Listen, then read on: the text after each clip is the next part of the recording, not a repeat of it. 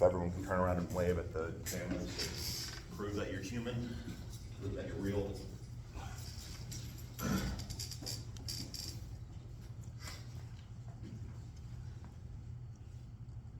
So have you ever seen someone who has gotten overly worked up about anything in their life that they later, or you later, realized was not that big of a deal?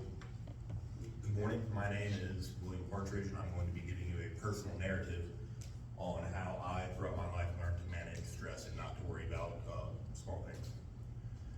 So depending on your life experience, you'll quickly learn and discern on things that are a big deal and things that shouldn't even be paying attention to. The first example, when I was younger, when I was in high school from 2009 to 2013, I, like every other teenager in America, got really worked up about small, minuscule things. You know, prom, homecoming, you know, who was running for class office, what was the latest trend in the world. But as I grew up, like most people, I quickly learned those things don't really matter. Unfortunately, the first thing that happened to me, where I kind of learned how to be an adult, was the passing of my mother. When I was 14 years old, 2008, Christmas Eve, I got news that my mother had committed suicide. So even at that young age, at 14, I had to quickly learn to grow up and learn, okay, what do I need to worry about? What do I not need to worry about? So one of the first things I did was started to take care of my little sister, who was 2 years younger than I am. So I had to learn to take care of her and kind of be a parent, especially with my older grandparents who were loving and they took us in. But in their old age, they weren't able to do everything. So again, I had to step up. So not only be a brother, be a big brother, I had to be a dad because her dad was not in the picture. We have separate fathers. And also be a mother because ours had just passed.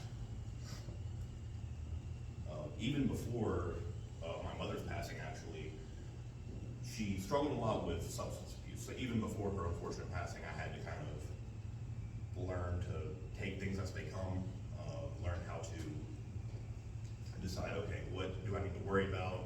What do I not need to worry about? What do I need to focus on?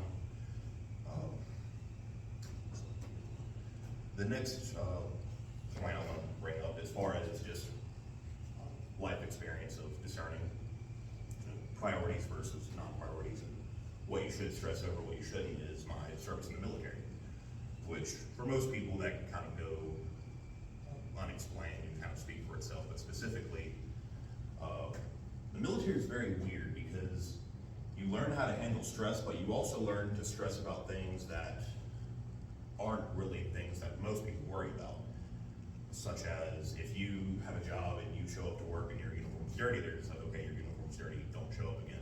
Versus in the military, if you show up and you have a dirty uniform, you're cussed at, you're screamed at, and it's almost as if you had murdered a small child in front of them because everything's a big deal.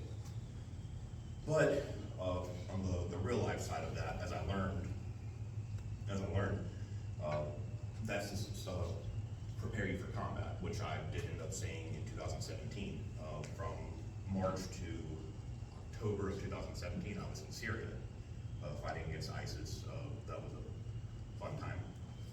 But that's where I actually learned why everything was a big deal to them and why we stressed about the things we did stress at, because everything translates.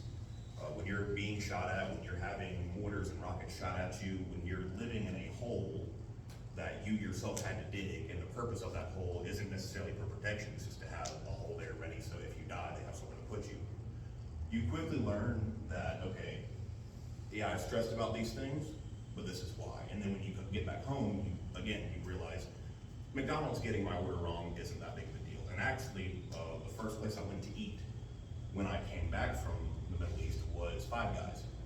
And lo and behold, this rare type of woman called Karen came out, and she was super upset about her order and all that stuff. And the first thing that came to mind was like, it's not that big of a deal. So, in conclusion, through your own personal experience, you have to quickly learn what is a big deal and what's not a big deal. So, if you can't influence something that you can or can't help, or if you can't influence something and you can't help it, then there's no